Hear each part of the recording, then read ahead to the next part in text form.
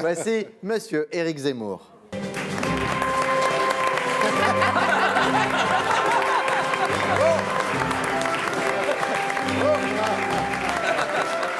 Bonsoir. Bonsoir.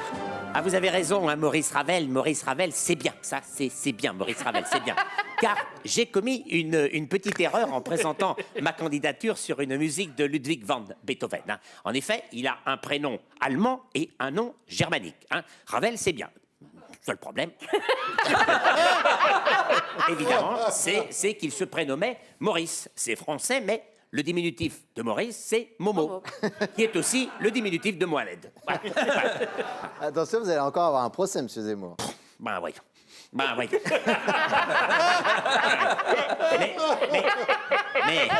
Mais s'il le faut, je dirais au tribunal que c'est un doigt d'humour. Oh. Et si c'est un juge gauchiste, en plus de le lui dire, je lui montrerai. Regardez. Ah oui, j'ai trouvé un truc super. Regardez. Vous avez vu le coup des moufles? Pour pouvoir faire des doigts d'honneur sans être vilipendé, c'est pas bête, hein? Le problème, c'est que depuis que je suis candidat, hein, on ne me fait plus de doigts d'honneur, on me fait des bras d'honneur. Alors forcément, je réponds comme ça. Et du coup, les moufles, ça sert plus à rien, c'est complètement con. Vous n'avez pas peur que votre nouvelle tendance à la vulgarité soit... Il me fait vraiment flipper, moi. Soit préjudiciable à votre statut présidentiel? Mais pas du tout. Pas du tout. Car la France, c'est le pays de Jeanne d'Arc et de Louis XIV. Le pays de Bonaparte et du général de Gaulle. Le pays des chevaliers et des gentilles-dames. Mais c'est aussi le pays des charretiers et des poissonnières. Le pays des maquereaux et des putains. Le pays de melons et de melèches. Le pays de la digue du cul et de la grosse bite à Dudule. Le pays de Jean-Marie Guigard et de Nicolas Sarkozy. Alors casse-toi, pauvre con, et ne m'emmerde pas. Je peux quand même vous interroger, Monsieur Zemmour, sur les controverses de votre vidéo de candidature. Bah voyons.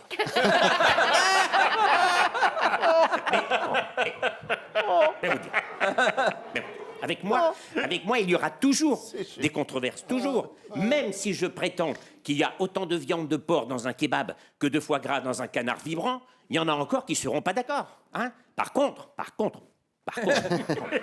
quand je dis qu'il y a plus de voiles dans les quartiers islamisés que dans le port du Havre le jour du départ de la Transat Jacques Vabre, là, je fais un triomphe. Comme à Villepinte, vous avez vu 15 000 personnes. Depuis la Grande Vadrouille, on n'avait jamais fait autant d'entrées. Et vous n'allez quand même pas vous lancer dans le musical? Pourquoi pas le musical? J'ai mes chances, car la France, c'est le pays de Gabin et de Delon, de Johnny et d'Aznavour, de Brassens et de Barbara. Mais c'est aussi le pays de Paul Prébois et de Daricole, de Daniel Gilbert et de Jean Lefebvre, de Stéphane Rose et de Thierry Rocher. Alors, pourquoi pas moi? Alors justement, au sujet de votre clip, les médias affirment que vous avez utilisé des images sans payer des droits. C'est pas bien. Bah voyons.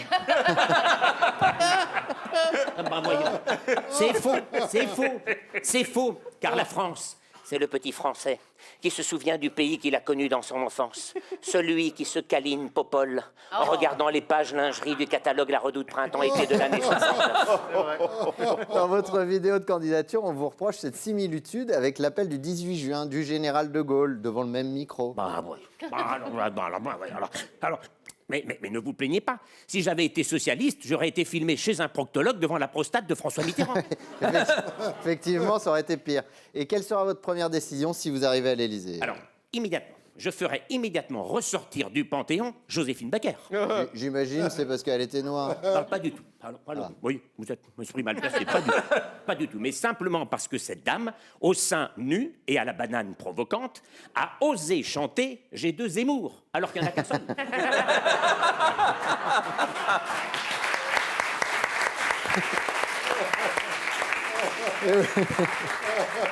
Et vous la feriez... Vous la feriez remplacer par qui?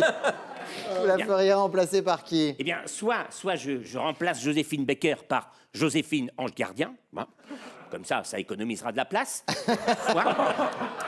Soit je la remplace par France Gall, qui a un prénom bien français. Certes, contrairement à Joséphine Baker, France Gall n'a jamais fait de résistance, mais, je vous le rappelle, Elle a chanté Résiste. Hein.